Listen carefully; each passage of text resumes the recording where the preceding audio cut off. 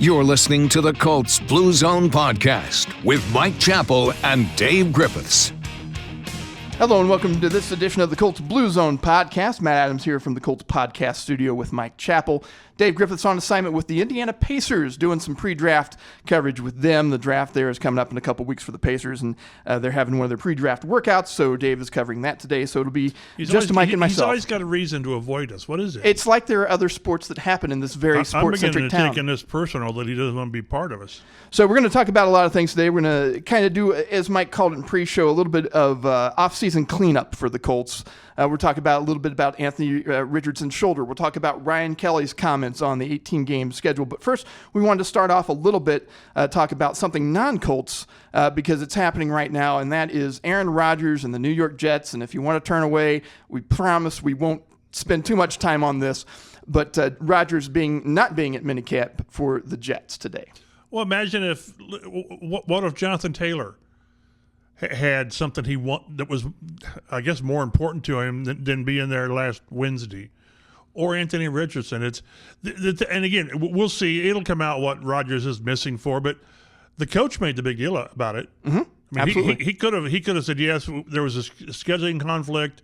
We wish he were here, but it's an excused absence. No, he said it's unexcused, which means they will be fined. He and Hassan Reddick, I believe, is also not there. So it's. We always talk in the media room. I wouldn't cover the Jets on a dare.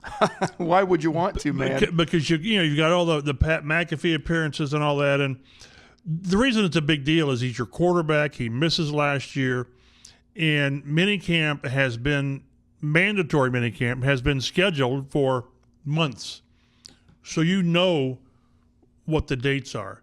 So unless this is something that he had for quite a while, and it's obvious that he considers this more important personally than the team. We'll see, but like I say, if you do it locally, and if it's Richardson, if it's Jonathan Taylor after all they went through last year, it would be a big deal. It's a big deal. Is it? If they start 1-3, is that the reason? No, but it does show to some level the commitment of your most important player. Well, and he had said something to the effect last year when he came in. If you're not thinking about winning here, then what are you doing here? So. And then, you have this, which obviously Rodgers has his very strong opinions on many things, and then sometimes just sort of ducks said opinion. Right. So just kind of one of those things here. And better than us. Better than us. And, we talked about we want things to be quiet for the Colts. We don't really want to hear anything from the Colts until they announced their training camp schedule, which is coming up in a couple of weeks. And if they don't say anything beyond that, we will all be fine to have that, because then we don't have to have this drama, this manufactured stuff. I would say, give us one day where you assign a veteran safety. And, that should be, in my mind, the only blip on the quiet radar. So, and if you do that, guys, please do it before we record the podcast, so we'll have something to talk about. The timing has been so bad sometimes, because what we recorded last week on Wednesday. Yeah, we recorded Wednesday morning last week, and so we only got past the first day of mandatory minicamp. So we only heard from Steichen from that day. We missed several things from some of the players. We missed the Anthony Richardson stuff, Ryan Kelly. So some of this would be a little bit of a rehash for some of you who've read stuff from Mike's stuff and read the Star. But, we'll talk about it. So let's get into the first thing, and that is Anthony Richardson's shoulder. And I think it's just one of those things where it's a little PTSD for some Colts fans. Oh, the shoulder's fine. The shoulder's fine. It's just a calf strain. Our quarterback's fine. He'll be back. And then, he suddenly retires. That, of course, referencing Andrew Luck. That's not going to happen here with Anthony Richardson, but as a Colts fan, that's the first thing your mind goes to. Oh, it's nothing major. He'll be fine. He's rehabbing it. It's just a little soreness. And then you start to wonder, is that really the case? Well, with Richardson, he missed the last day of minicamp practice and said he had a little bit of soreness. He was there, but he didn't throw. Yes, didn't throw. I should say he didn't participate. He wasn't throwing in the last day of minicamp. And then, Steichen said, just a little soreness. It's a precautionary matter. If we would have had a game this week, he would have played, and Richardson kind of echoed the same thing, and it's not a 4-alarm fire. Do you think, Mike? No, on the scale of 1 to 10, 10 being DEFCON 1, I'm a 2. Is it something? Yes, it's something. 1, because it's your quarterback. 2, because he had shoulder surgery. And we've said all along, and he's even reaffirmed all along, Richardson has, that he's pushed this. He's pushed it, yes. He said, he told us, he always tells us things that maybe they don't hit you the first time. When we first talked to him, when the offseason began, it was, I get up and I still have some days where my shoulder's achy. I think we all mention that, but you don't make a big deal about it. But then he also said last week that, he said the team's idea was that I'd be full go by training camp. Well, and here he is in the offseason throwing. Throwing. And you're still a month and a half out from training camp. So he's been 2-3 weeks, maybe a month ahead of schedule. I'm guessing, and a lot of this is guessing, that some level of soreness would be there. But again, it's the quarterback and all this. And I go back to, I'd go even further, like Peyton Manning. Peyton's neck, yeah, absolutely. Remember, he was on the active roster the entire year, and he was going to play. He was intent on playing until they said no. So we'll see. I would much rather have had an off-season program with the OTAs and minicamp where he threw 90% of the time, and you saw that he was throwing. You saw that he was really making great progress, as opposed to him not throwing during this time. That's a very salient point. And then, will he be ready for training camp? Well, based on what? At least we've seen him throw. We've seen him interact. He was out there. It first started Wednesday last week when he tail end the last half of camp. Flacco did the first team stuff, and then Richardson did. And then again Thursday, I think we charted 3 passes left-handed. And just for the record, E.J. Speed's got a better left-handed throw than the quarterback does. So it's not nothing. I realize that's a double negative you're not supposed to use. It's something, but I think it's a little something. And I think our next step is, I'm guessing we're going to have a video of him throwing with the receivers either in Florida or the West Coast, depending on whether Richardson or Michael Pittman wins the debate. We'll get video of that because that's what they do, and they still plan on throwing. And then my concerns will be eased. We get to camp in late July, and he's practicing. And it's not like he's sharing reps with Flacco. He's practicing. Training camp, by and large, is not this rigorous, schedule of 3 to 4 weeks. It's if I remember, they practice 3 days. And they're hard practice, but they practice 3 days, and then there's a walkthrough, and then maybe a day off, and they practice 3 days. I think the most they practice in a row is like 4 days. So as long as he's doing his first team reps, and then you get into, the scrimmages, I think he plays a lot, and he'll work a lot in the scrimmages and not so much in games. But as long as he's out there not giving it, well, we've planned every 4th day he's going to get the day off to rest his shoulder. Then I think you've got some level of, maybe my 2 goes to 4, and then he plays in September and October, November, and the shoulder's not the issue. If you take the over under on Richardson starts this year, 15, I don't know, because quarterbacks get hurt. You just hope it's not the shoulder has flared up, and that's why I say it's something, because he's a quarterback and he had surgery on it, but. It's in my mind, it's not a 3-alarm fire.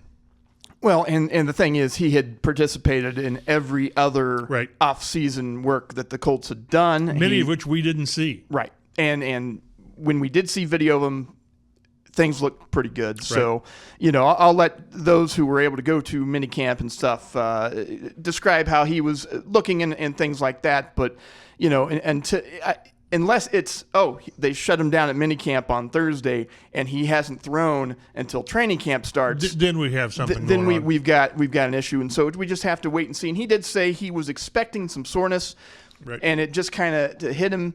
And I think it's one of those things. If it's the player's decision completely, he probably is out there doing what he's usually doing, which is why he pushed it. And then the team's just like, you know what? This is minicamp. It's really not going to mean anything once we start playing football in September. So let's just, ice it down and take it easy. And there will be plenty of time for him to rest up and do some more throwing, as he is planned to with many of his receivers. And again, during this time of the offseason, even mandatory minicamp, if a guy has something going on, a tight hamstring, an ankle. Alec Pierce, I don't think he practiced during mandatory. He might have Tuesday, but I don't think so. He got stepped on. You know, I'm guessing if there was a game on that Sunday, he would have played. But when you have anything at this time of year, you don't practice because then it might turn into something. Again, it's precautionary, and I'm not taking the team's stance that, you know, there's nothing to see here because there is. I'm just not going bonkers like a lot of the fans are. And I understand why, like you said, yes, they've been here before.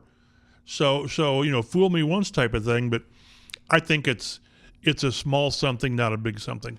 And then also, like, to your point, Michael Pittman Jr., I don't think he participated in minicamp, and it's one of those things where I believe Steichen had said the similar thing when he had banged his knee.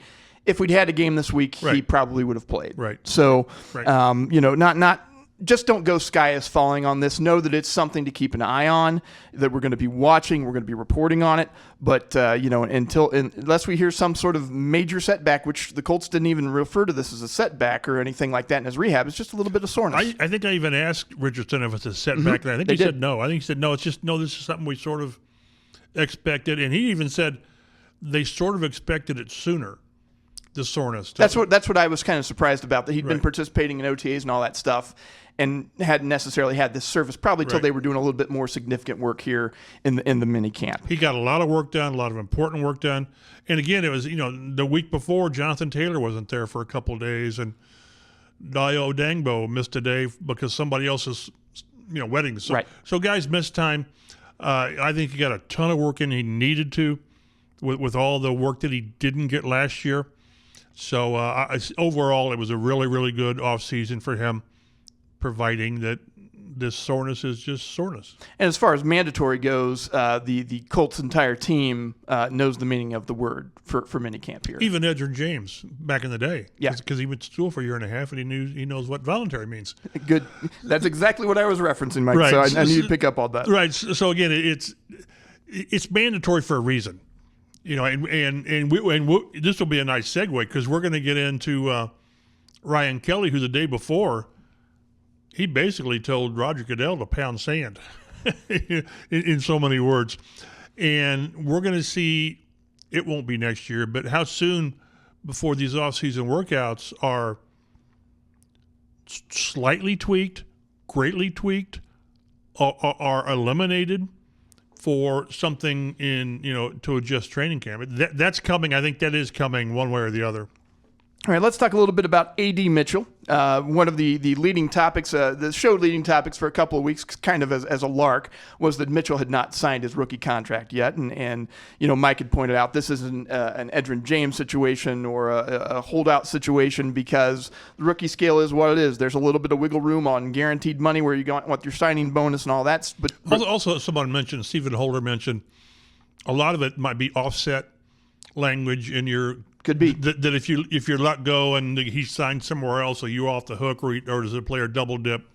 So the basic structure, the money structure, is virtually set in stone, and then it's things like that, like maybe guarantee or this offset. So I've ever since the rookie scale went in, you don't worry about it because these guys are going to get what they're going to get. Yeah, and the rookie scale for him is about $7.4 million with a $2.19 million signing bonus, as your article noted when he signed. So don't have to worry about that anymore. The entire 2024 Colts rookie class is under contract, and Mitchell had participated in all the stuff, the rookie minicamps, the OTAs, all that stuff. He'd been there. Before the contract. Before the contract was signed. So he is obviously enthusiastic about being with the team.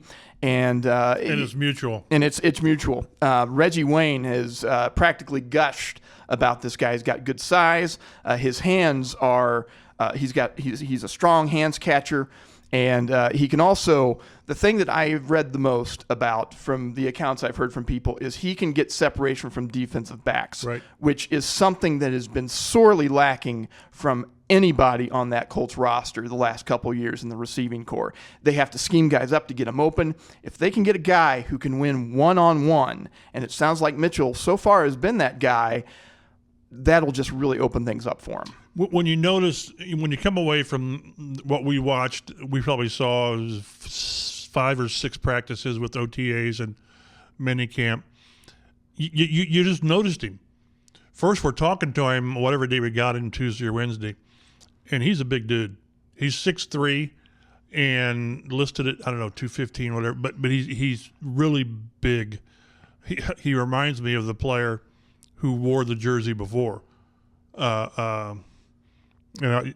Moncrief.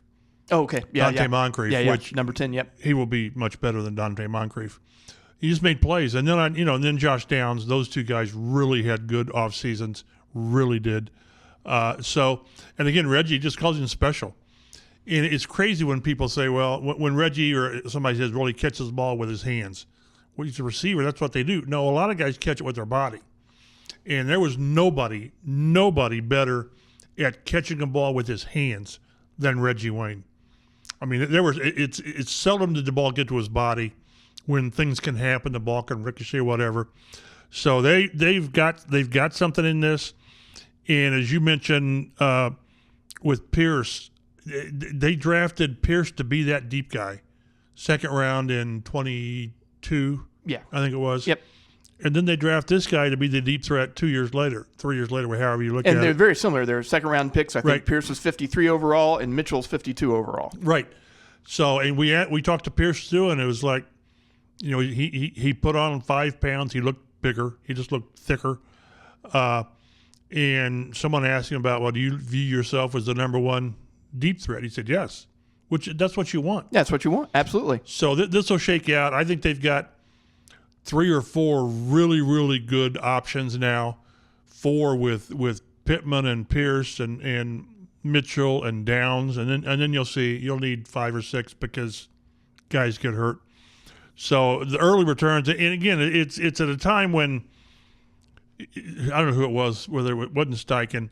They sort of said this has been a passing camp because you don't hit, the line doesn't hit. Right. You don't, when you run, you don't tackle.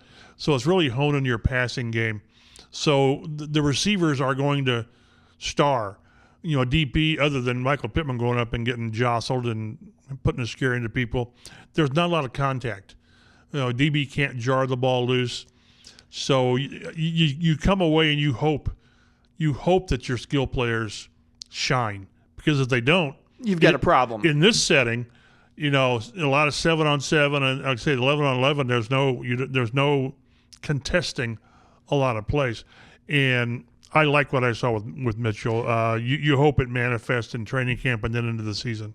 Yeah, because we've seen some guys, the Reese Fountains, the Deion Keynes, the Michael Strongs. Levon Brazil back in the day. Who were shining stars in training camp. Right. And when the bright lights are on Sunday, it's just not there. Right.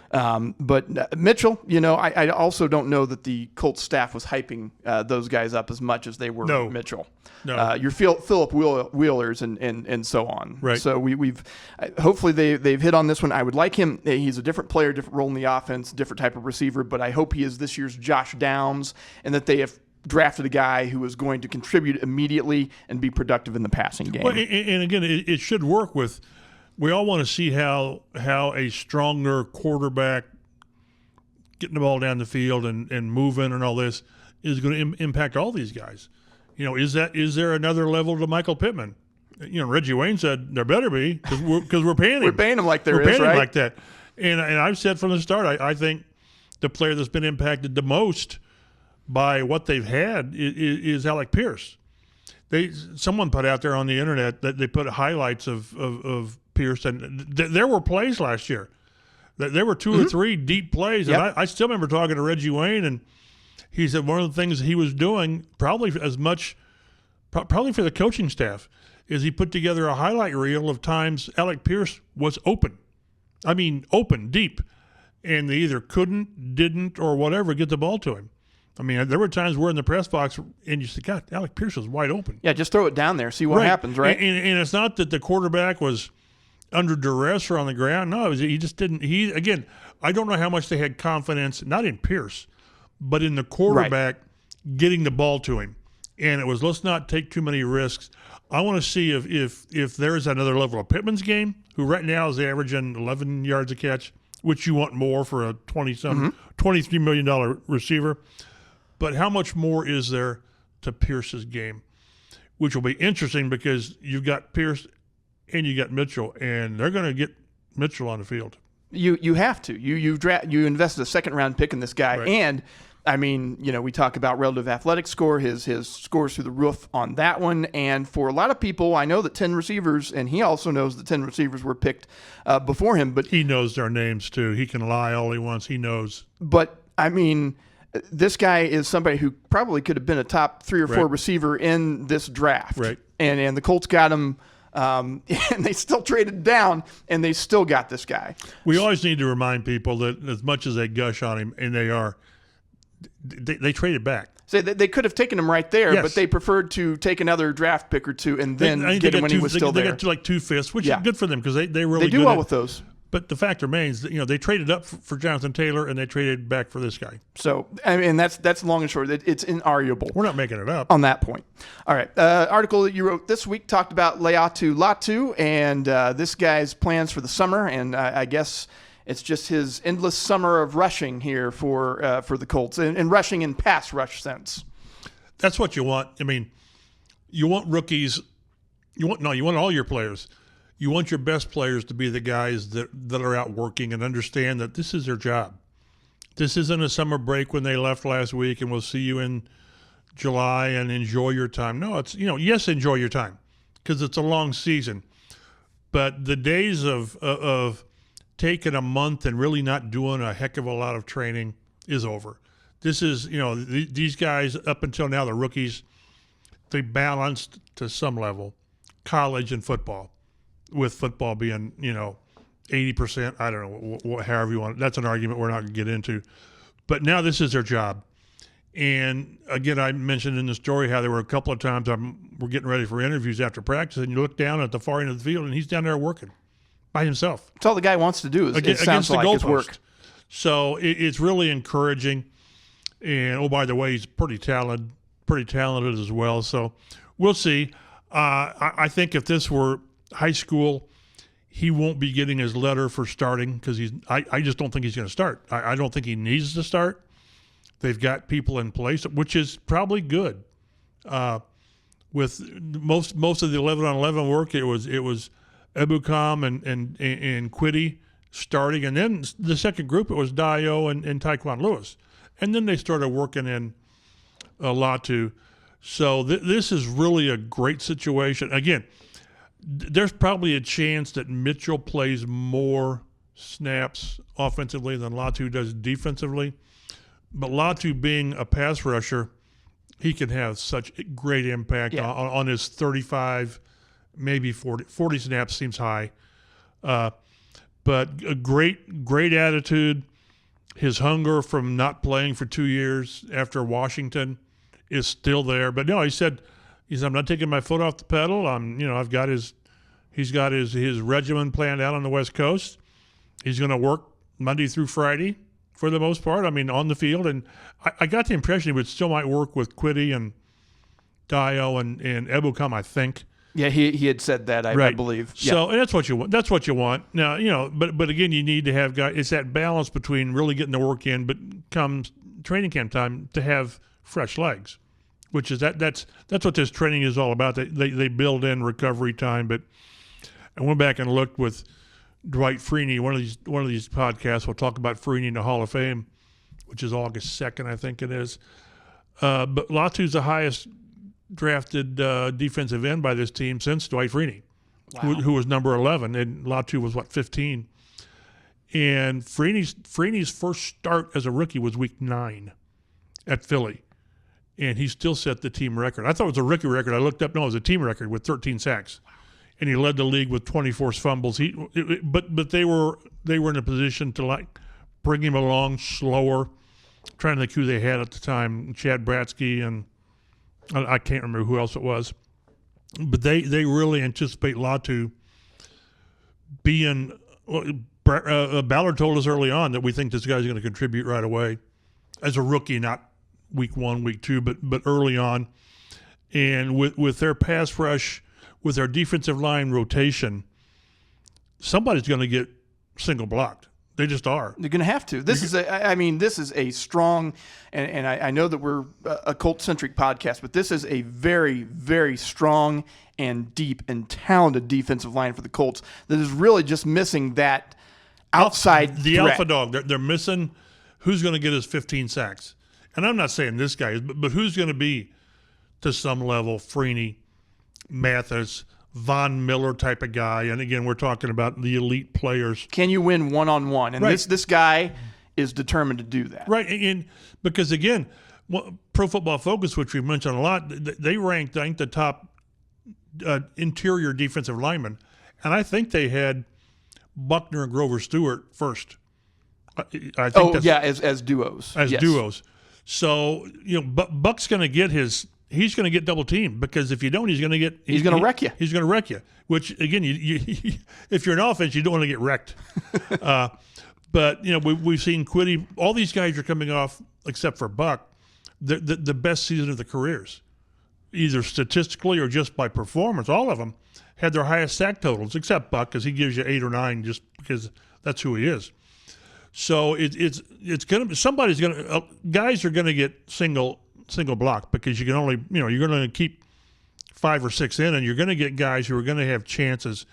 And I really think what's been missing with this team is winning those one-on-ones early in the down or early in the play, to where it affects the play from the start. Not right. that it's an extended play and you chase him down. And there were some of those last year. Again, as good as his pass rush was last year, an Indy record, 51 sacks, I never got the feeling that it was just you couldn't count on it when right. you needed it, when right. it was a 3rd and 13 or something right. like that. So, and I think they're in that position. And again, to get it, all you need to know is they had the opportunity to draft any defensive player in the draft. I was going to make the exact same point. Anyone, and they took this guy. Yeah, they because everybody that went off the board before 15 was an offensive player, which means the Colts got their pick of what is essentially what they believe to be the best defensive player in the draft, the one that's going to help them the most, right. and this is the guy that they took. I can just see in the war room, you always got to be a little bit nervous because you just don't know the anxiety and the rapid toe tapping for Chris Ballard and Gus Bradley as the draft kept falling to him. And yes, they tried to move up. He told us they tried to move up serious discussions for one of the receivers, not Marvin, which is funny. We're going to see Marvin Jr. in training camp, which is going to be an absolute circus. But this is the guy that you want the top corner, you want the top defensive tackle, you want the top edge rusher, and in their mind, this was a guy. All right, so last show, I think we talked about some potential for realigning the offseason program for the NFL, and essentially it was it would eliminate OTAs, it would eliminate the mini camps, and people would report and kind of do those phases of the offseason work right before training, in the weeks before training camp. Right. And so they wouldn't have this sort of break that we've got right now where they did their mandatory mini camp and then they're done until we hit late July for training camp. Now, a lot of thought of that was kind of a float the balloon up there, see where it lands, what people think about it, but also in the vein that it's part of this push for the 18-game schedule. If you want 18 games, what are you going to give up? Yeah, what are you going to give up to do it? And because these things have to be collectively bargained, so the Players Association has to sign off on this stuff, which means these two sides, the corporate warlords over at the NFL, have to work with the union guys in order to make something like this happen. The warlords are the owners. Yes, yeah. The owners have got to work together to make this happen. And if you want this, then you're going to have to give up something. And so anyway, you guys got to talk to Ryan Kelly, who is a players rep for the Colts. He's on the executive committee for the NFLPA, I believe.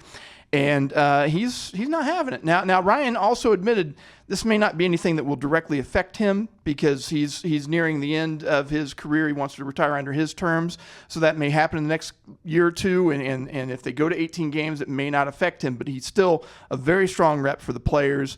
And he says absolutely not on this 18-game schedule. He's one that, because he said I probably won't be around. And he said, who knows how quick it's going to be. He could still be affected by this. You do right. not know. If he plays 2 or 3 more years, maybe. I think this, again, this is all about trial balloons. Goodell sort of downplayed it afterwards, but during the draft, it was with McAfee or somebody. He talked about 18 games. Yep, he talked about it with McAfee. He said 18-2 sounds pretty good to me. Well, that's a heavy trial balloon to see how it goes over. And like later on, a month later, I think he tried to downplay that. But no, there's always a purpose. There's always a purpose when they talk about this. And then like a week later, after Goodell pushed back, the Players Association came out with the possibility of altering the offseason in how you mentioned it. And Ryan Kelly, again, he's in the thick of it. On the executive committee, I don't know how many VPs there are. There's probably 5 or 6. But these guys they've got their thumbs on the pulse of their teams and the league. And he made it really sound like that they want to push for the offseason changes. Although I wonder how players will receive that, because you're talking about giving up, as it is now, the offseason. Only 3 days are mandatory. Everything else is voluntary. So you're asking players to give up all the voluntary, let's say 8 weeks from mid-April, to whenever you expand training camp to the ramp-up period that we have now in late April would be, I don't know, mid-June, early July. Somewhere in there. It would kind of fall along it would be the same amount of work. It would just fall under a different timeline, right, which would be like you said, early June. But if it's moved to June, it's got to be mandatory. You've got to be here. We're reporting June 15th, and yes, we're going to be ramping up to all this, but it's going to be mandatory. I want to see how the players in large accept that. Coaches won't like it at all. None. I mean, I can't imagine a coach being in favor of getting with his players at the exit interviews in January, or if you're really fortunate in February, and say, see you in 5 months. See you in 5 months. Yeah. Now, take care of yourselves. Now, they'll give their players, workout regimens and all that, but I can't imagine. And would there be a week or 2 week period where you're on Zoom that's probably voluntary? Positional meetings and stuff like that. And do you do away with rookie minicamps after the draft? I don't know how that'll be received. And part of it is to get away from what they consider a long season. Again, from January, you take a couple of weeks, a month and a half off, whatever it is, 2 months off, and then you've got this 9 week period. Then you've got 6 or 7 weeks off. But you're expanding the length of the regular season from the end of July to maybe the end of June or mid-June. Again, mandatory. So it's really complicated. It really is. And I think Kelly sort of gave the impression he was confident or optimistic something might get done with the offseason schedule. But when it came to 18 games, he said 17's too many. Although he said everything is negotiable, and he made it very clear that, I think the players now get 48% of revenue, 48.5%, whatever it is. He said, well, if 50-50, and then it went, the longer he talked, 70%, and then how about, 80%? Well, ain't going to happen. No. But everything, and again, what I always try to keep people in mind of is this is the entire union that has to agree to this. The last time they changed anything, which included the 17-game season, it passed 51.5% were in favor of it. So you don't have a lot of wiggle room either way. And if I'm a young player who you enter the league, and you talk to all these guys, and even Kelly, I was just hoping to play 3 or 4 years. And then they're surprised they're playing 9 or 10. But so many of these players, the young players, and I understand I'd be the same way, is what's in it for me now. And if they go to 18 games, you're gonna increase salaries. You're gonna get 2 more game checks. You're gonna get the 18th game and then a second bye week. So I think a good portion of the younger players would be in favor of getting more now, as opposed to understanding that in the long term, either this is good or bad for you. So, but Kelly was really, really adamant that 18 games, I think he said absolutely not 2 or 3 times. And then he said, but it's negotiable. If the revenue sharing changes, because again, he said people don't understand and what these players go through from Monday to Saturday to play the next Sunday. And we in the media who are out there every day, we're in the locker room Wednesday, Thursday, Friday, and we see a glimpse of what these guys go through. That's why the Thursday games are so abhorrent to players. It's hard. It is almost physically impossible to do it. It takes you 2 or 3 days just to get to where you're feeling good, and then you got to play. So we'll see. But again, I fall back on the same thing. The league gets what the league wants. Thursday games. What was it? What was the Friday game? It was the big sale game. The Black Friday. The Black Friday game. Yeah.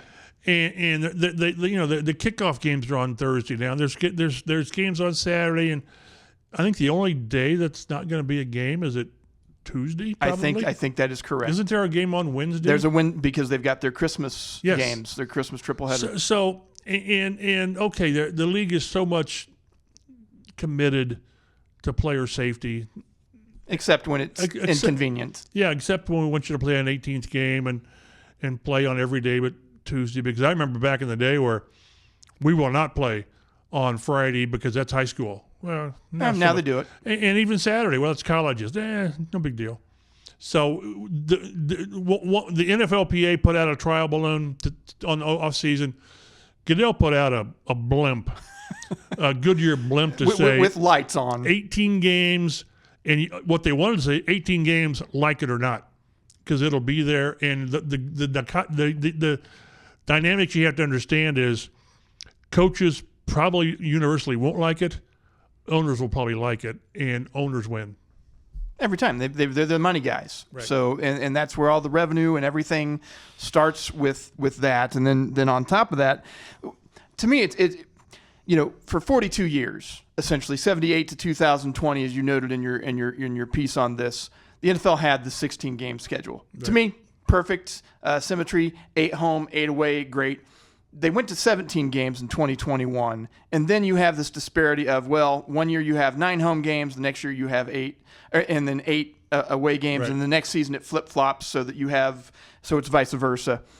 So one thing the 18-game season would do for us obsessive compulsives is it would at least balance out that home and away disparity. It's just awkward. It sounds wrong. 9 and 7 or 9 and 8. Yes. 9 and 7, yeah, I'm used to 9 and 8. What's this? Give us a rounded number. If that rounded number happens to be 18, just for that. But then again, they did it 16 games for 42 years, and then they added the 17th game just a couple of seasons ago, and then to just immediately go up to 18 games. But they were talking 18 when they were going to 17. So. 17 was kind of their compromise number. Right. We'll give you this right now. And then you go back to the bargaining table because you know that the NFL wants that 18th game. You go back to the bargaining table, you see what you can get from the players' union side. And if you're the players and you talk to people in pro sports, and it seems like everybody's agreed that the NFL's union is the weakest because the owners kind of get what they want. Yeah, they can do pretty much whatever they want. And right. Billion-dollar business, multi-billion-dollar business, the NFL ratings, huge, big revenues, big numbers, and that's what talks in the end. People, I remember several years ago, people were talking, well, it looks to me like the NFL's popularity is waning. No, never. Again, go and look at the ratings for like the draft or for the combine or for the freaking Pro Bowl games. It just overshadows everything else. And, I remember I always see the list of the all-time highest rated TV events. It's like Super Bowls. Yeah, Super Bowls. And usually when they put out like their top 20 or 25 or 50 TV shows of the year, right? NFL games always just dominate that list. And people watch. And nothing shows you how much this is revenue driven is how they're putting these on Amazon, exclusive. Now you've got to pay to watch your games. Right. And people Nickelodeon are doing it. Right. It puts a burr in my butt when I've got to get Paramount or Amazon, whatever it is, for that short term, but they do it because they can. And this, I understand. At some point, you wonder when is enough? I don't know. So at some point, you feel like you're going to be paying a digital ticket per game, right? And hopefully, I will no longer be involved with either working with it or caring about it at that time. But I understand. There's no company is better at this than NFL, like it or not. It's popular. They get what they want because they know they can get what they want. Well, and then training camp will be starting here in probably about a month or a little over a month. I think I think they report the last Tuesday of the month of July. Yeah, and it's weird because this year there's like when they started last year's camp, it was July the 26th was when they reported in 2023. So you look at sort of appreciable dates. There's the 24th of July, which is a Wednesday, and then there's the 31st of July, which is a Wednesday. So it could kind of ping pong between one of those two dates. And I've not looked into it. I thought the guideline or whatever was you reported 10 days before your first preseason game. I don't know. I've not got the schedule up when the first preseason game is. Yeah, I didn't print. This is the 1 week I didn't print out my supplemental note on that. So, but and then once they report, man, it just goes. Then you've got the scrimmages with Arizona, and then you play Arizona, then you have a scrimmage with the Bengals, and you play the Bengals, and then you play Denver, and then you've got a couple of weeks off, and then you go. Then it's time. It's go time. It's time. So that's why it's such a it's not seasonal. It's year round. Another thing, and digress a minute on the if the NFLPA really pushes and there's no off season work to speak of until middle of June. Let's say middle of June. So you go from the Super Bowl to the combine to the draft. You think the NFL wants to have dark this dead period for months? It would be. I mean, yes, there'd be player signings. It's not the same as having things to go. So to have that dark of a period right now, the only dark period for the Colts, it's from last Thursday until the time they report, which is, I don't know, was it 6 weeks or whatever. Do you think the league really wants 2, 3 months, 4 months of dark? From their because not then you don't hear from Laiatu Latu. You don't hear from Shane Steichen. You don't hear from Alec Pierce. You don't hear from Ryan Kelly. Maybe they give us a Zoom with the player. Perhaps. Maybe, but maybe not. But it also feels less impactful because they're not doing stuff out on the field. Right. And that's, like I say, the league has been masterful of making events. I mean, the schedule. To have a schedule being... Here are your dates, as I have said before. And I'm sure the ratings were very good. They were, NFL yes. Network. They turned the draft... I'm old enough to remember when we had the draft on one day, when they had more than the rounds they have now. Like 15 rounds, and you get done at midnight because you started at 10 in the morning. But they're great at marketing their product, and to have a really extended down period on the league calendar just is not something I don't think the owners would go for. And that's almost a perfect segue here, Mike, because talking about making things events. The Colts in the past, when they've announced their training camp schedule in Westfield, it's been kind of a buttoned-down affair. It usually happens early in the afternoon. They bring some guys out there, from the Colts and from Westfield to talk about things. It lasts less than 20 minutes, and then they email out the schedule, and there you go. I don't think I'll be there, but go ahead. But this year, they're doing a party. They're going to have a training camp schedule announcement party. From 6 p.m. to 9 p.m. on June the 26th. That's going to happen in Grand Junction Plaza in Westfield. So you have music and Colts cheerleaders. There's a plaza? And blue. It's fairly new out there that they made for events. It's got a stage and some green space and that type of thing. It looks very nice from what I'm looking at. And this is what is so cool still about the Colts and their approach to training camp as they get away. So, and there are a few teams as good as the Colts at community involvement, however you want to do it. Yeah, getting the fans interactive with the fans a little bit. And if there's any, is there supposed to be players there?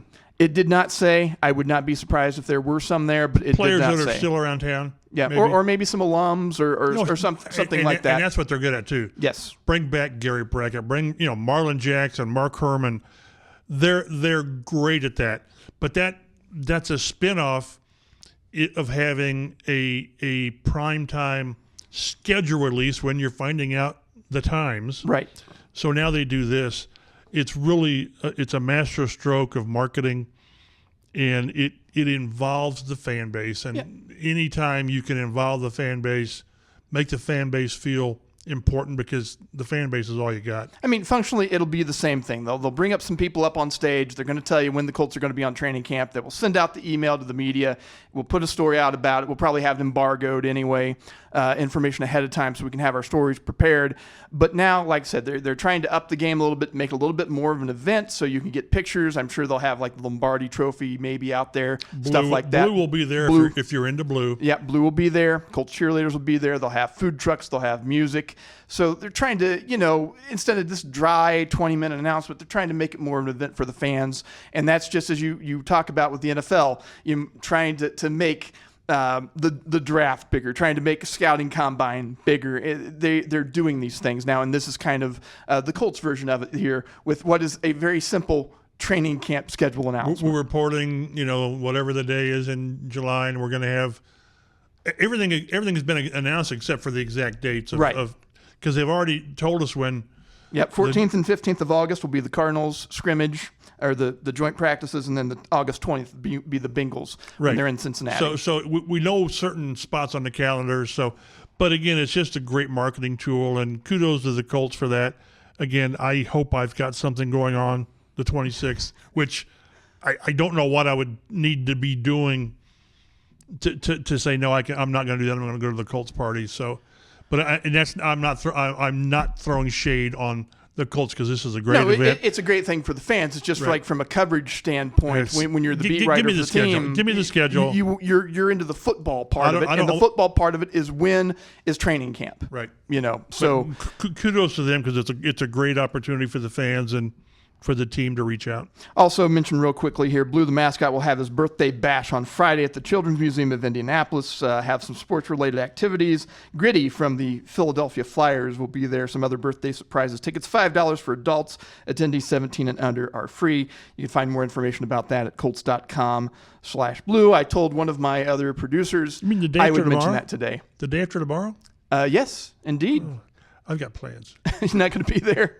I'm sure somebody will get a pie in the face, so you're probably... That's a good reason. I was afraid I'd get a pie in the face. And then we'll get to one more thing here, and then I think we'll go ahead and close things out.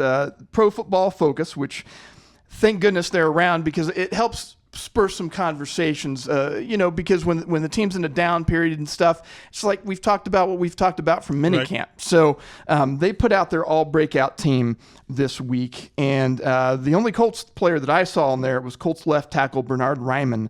He was on that as the breakout left tackle.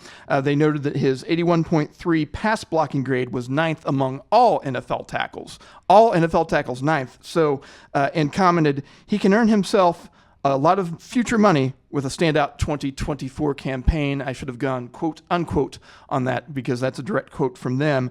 And so that spurred me to look, well, what could this mean? Well, I looked at the top 10 salaries of your left tackles. They average out to about $20 million a year. The baseline, the floor of that's about $16 million. The top of that scale is Laramie Tunsil from the Texans at $25 million.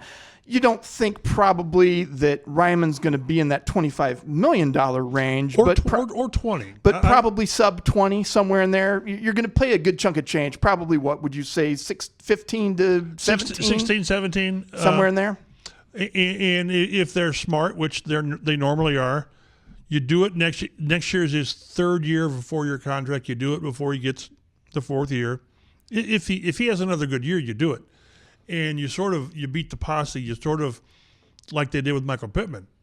Can you imagine if they had waited? Mm-hmm. It'd probably cost them another, $3-4 million a year? So and again, Pittman got a very good contract. I think at the time the 23-3 was like 7th or 8th in the league average. It was top 10. And now he's like 13th. Say it's gotten bumped out of the top 10 because of these big deals. Now would they have moved off of their 23-3 if all these other guys signed? I don't know. They probably would have had to, because the alternative, as we said, is to not sign him, right, or franchise him.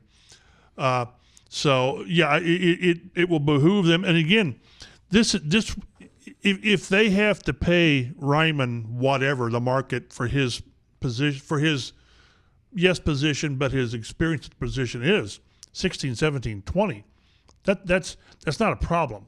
It's a good situation to have. Because we've mentioned before in the podcast, we've seen what it's like the last couple of years when you don't have a reliable left tackle. You can't play offense. You just can't do anything. Right.